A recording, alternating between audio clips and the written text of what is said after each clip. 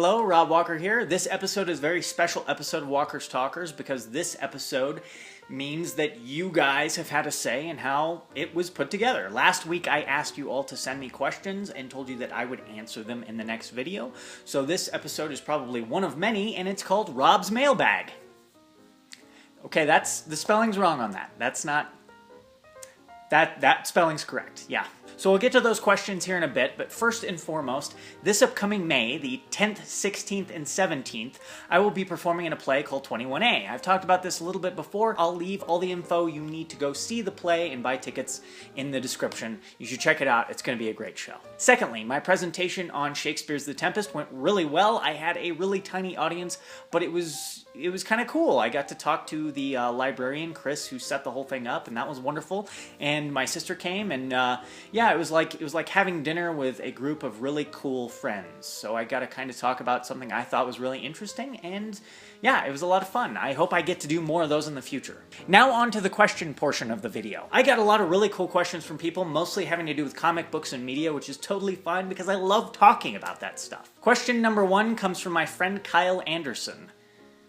What Batman the Animated Series episode do you not like, and which villain do you think they missed the mark on? That's an excellent question. I feel like most episodes of Batman the Animated Series are really well put together. Even the weaker ones are still totally watchable and stand head and shoulders above most of the other animation out at the time, and most of the animation out today, if I'm to be completely honest. But the episodes that I came up with were all later episodes when they had done the show redesign and retitle. I think it was called The New Batman Adventures or The Batman Superman Adventures, but it was the last season of the show proper, I think. And these episodes are Mean Seasons, which introduced the character of Calendar Girl at a fashion show. I just thought that was kind of weak.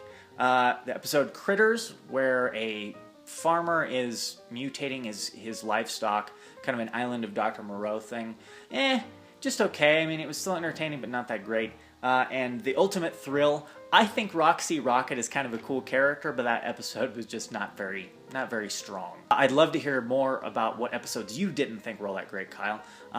Leave comments. And the second part was, what villain, or which villain do you think they missed the mark on with that series?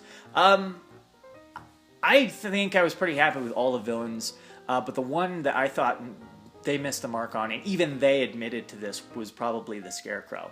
The Scarecrow, when he was first introduced, was just kind of a goofy character. Even his design was off.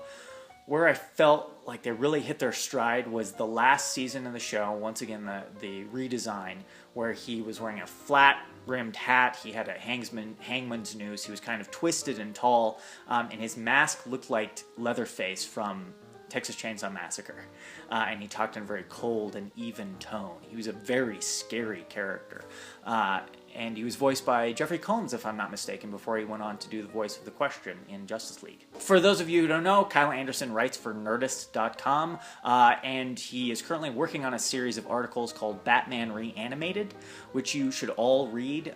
Very insightful articles, and if you're a fan of Batman the Animated Series, you should definitely check them out. Question 2 comes from a good friend of mine, Lincoln Hayes, and he asks, who is your favorite X-Man and why?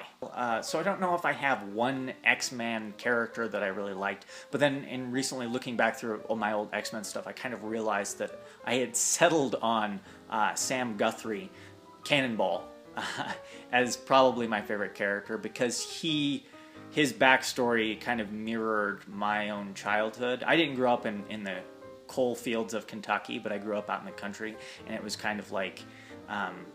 yeah, it just kind of reminded me of that, and his powers were kind of cool, but it was just mostly his character. He had, he was a small town guy, and he was working for this big super team, and I kind of like that. So, Cannonball, I guess. Lincoln Hayes writes a blog called Lincoln Blogs. He also does short videos and skits, which are very funny. He's a writer and filmmaker, and he co-produces and co-hosts What the Fuck Are You Watching podcast with Kyle Anderson. So I'll put links to all of those in the description as well. The next question comes from my sister, Kimberly Destry, and it is, when did you first get into reading comics and why? This is very interesting, and I actually wrote an article about this, which I'll link. I got into reading comics when I was in elementary school, late elementary school, in 1993.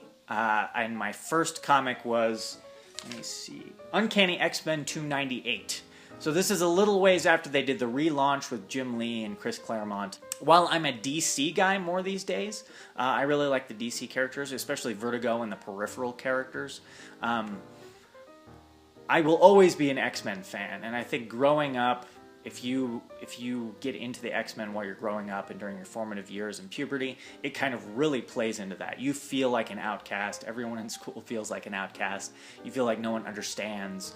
And yet you read about these characters who are going to a school. They're all students, at least they were at that time, and they're dealing with these body and life changes of their own, and they're dealing with a world that hates and fears them, and they're kind of sworn to protect it.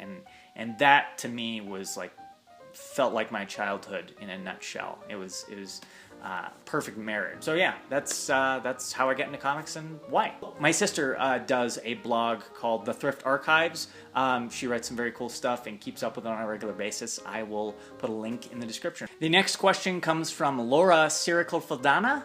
I'm sorry if I butchered your last name, Laura. Laura is my editor at Nerd Reactor. She's also a good friend of mine. I really apologize if I pronounced your name wrong. Laura asks, if you could be written into any comic book, which would it be and which artist? It would be really cool to be a character in Little Nemo Adventures in Slumberland. It's an old 1930s comic written and drawn by Winsor McKay. But who would I like to draw me as like a separate thing? Probably Chris Bachalo. He was doing X-Men and Generation X in the mid-90s, and for me that was kind of crystallized that kind of art. He does this very bubbly, very cartoony style, but I really like it. It seems kind of almost informed by manga and graffiti art. Or Calvin and Hobbes, that would be great. If Bill Watterson could write my life, everything would be beautiful, humorous, and poignant in all the right places. Bill Watterson, Chris Bachalo. Excellent question, Laura. I appreciate that. Also, once again, Laura writes and edits for a site called nerdreactor.com, which I'm also a contributor to. I will link to Laura's articles right in the description. You should read her stuff. It's really great. Thanks again, Laura. The next question comes from Gabriel Enrique Lowry Llanas, or as I know him, Gabe. And Gabe asks, what was the first horror movie you fell in love with? The first horror film I ever saw was Universal's The Wolfman, and we were living in San Diego at the time. I had to have been about 4 or 5, and it was on a creature feature. My dad insisted that I stay up with him and watch The Wolfman. That was one of his favorites. And that one definitely planted the seed, and it grew into my love of monsters. But that wasn't the one that really made me fall in love with horror. That distinction goes down to 2 films, actually, and I'm sorry to split up the question into 2 films, but they kind of coincided in my life at the same time. The first one being The Monster Squad, directed by Fred Dekker. It has, basically it's the Goonies meets the Universal Monsters with a lot of foul language and 80s goodness. It's not entirely a horror film, but it is enough of a horror film to make you worry for the character's safety. And I was talking to a friend about this a while ago. Duncan Rieger's Dracula, his portrayal of Dracula, is probably the best Dracula that's ever hit the screen. He dresses like Bela Lugosi. His persona is like Christopher Lee. He's a good amalgam of all the Draculas, and he's just horrible. He's totally evil, and that is an excellent portrayal of Dracula. So The Monster Squad for one, and number 2 is probably The Lost Boys. And those 2 films kind of came about at the same time for me in the 1980s, and The Lost Boys is, if you haven't seen The Lost Boys and you like horror, I can't help you. You need to check this movie out.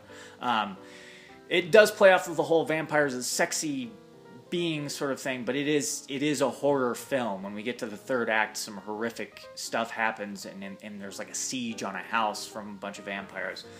It's really quite good. We get vampire hunters, which I'm bummed to say that we don't really see in movies or TV anymore. So yeah, The Lost Boys and The Monster Squad, those are 2 films that made me fall in love with horror. After that, it's just been, I can't get enough of it. But I like the good stuff. I'm kind of a horror snob. I should also point out that Gabe has his own website, Haunt of Horrors Press. He also does a podcast where he talks about horror comics. The Haunt of Horrors Press blog does a lot of great reviews of books and comic books and movies and stuff. It's really good. I'll put a link in the description. Thanks for the question, Gabe. Man, I got a lot of powerful friends. Well, I think that's about it for Rob's mailbag. If any of you have any questions or anything you want to ask me, ask in the comments, send me an email, or follow me on Twitter, or on the Facebook page, all linked in the description, and I will save up a bunch more of these and we'll do another one of these. I had a really good time with this one. Thanks again to all the people who asked questions. I hope I answered them to your satisfaction. And yeah, I think that's it. I will see you guys next week. This is Rob Walker saying, thank you for watching.